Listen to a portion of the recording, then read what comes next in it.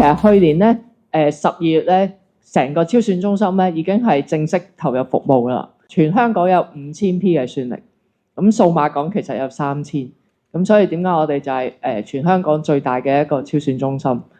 咁去年投入服務之後咧，其實我哋都不斷接受唔同類型嘅申請啦。咁平均我哋嘅使用率咧係高達80%嘅。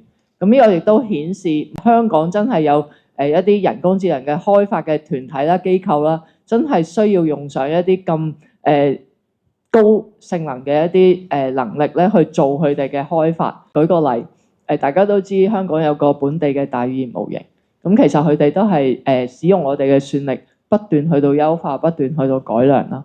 咁亦都有一啲非常之高端嘅一啲項目嘅，包括新材料啦、一啲合成嘅生物啦，甚至乎一啲醫學嘅大模型。咁大家都話啊，你支持咁多項目，同我哋有咩關係咧？同市民有咩關係咧？舉例，其中一個醫學大模型，其實佢係做癌症嘅篩查。其實癌症嘅篩查同我哋每個人都差唔多有息息相關。點解咧？而家我哋成日都話，喂，我哋真係有病嘅時候，可能我哋嘅輪候時間要好長。輪候時間長，因為個病人數目好多。但係點解我哋唔可以排一排個等級咧？病有嚴重、中度同埋輕噶嘛。炎症嘅篩查就係俾起碼醫生或者醫院知道，哦，邊啲病人真係需要急切嘅一個照顧同埋治療。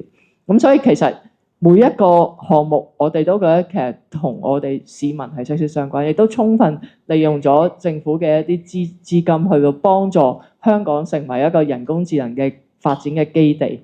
咁我哋將來咧都希望各行各業都可以充分利用到呢啲資源。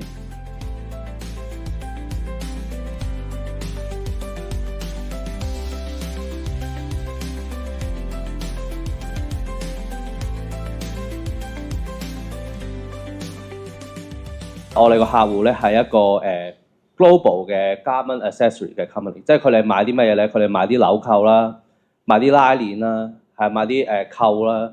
咁其實佢哋以前做 marketing 咧就好被動嘅。咁我哋就建議其實你可以主動啲去出擊，佢哋用影片嘅方式去介紹佢哋嘅產品。透過一啲影片咧，其實就更加容易俾佢哋嘅客戶了解究竟呢一個扣有啲咩特別。點解要用佢哋嘅產品？我哋最近用AI 超算中心去生成嘅一啲影片啦，咁比我哋以往咧，其實個成個效果係做得好咗好多啦。我哋去用本地嘅數碼港呢個 AI 超算中心去做翻我哋嘅 R&D 啦，最後都會喺唔同嘅影片嘅 context 底下咧，用唔同嘅 model 嘅，所以唔係話每一段片我哋都係固定用一個 model 啦，我哋會睇翻邊一個模型係適合去generate 一啲啱我哋嘅客戶嘅片啦。咁其實我哋喺成個影片嘅生成嗰度有啲咩嘅顯著嘅加成咧？咁其實我哋啲片咧其實係會做得到更加高嘅 resolution 啦。咁我哋其實而家啲影片都可以做到 4K 嘅效果啦。咁而我哋做呢啲 AI 嘅片咧，其實我哋可以做得更加長嘅 footage 啦。即係譬如可能大家都用過一啲網上面嘅平台，可能你 gen 嗰啲片咧，淨係得4-5秒嘅啫，咁其實我哋用咗超算中心咧，我哋可以將一段 footage 咧，其實可以做到10秒以上嘅。generate 呢啲片嘅時候咧，我哋個 efficiency 係增加咗75%嘅。咁而我哋去做訓練嘅時候，因為譬如我哋要譬如教佢做一啲紐扣啦，成個 cost 咧係 reduce by 85% 嘅。好多 FSI 或者政府半政府機構咧，其實佢哋有一個好 stringent 嘅一個要求咧，就係佢個 data 係唔可以離開香港。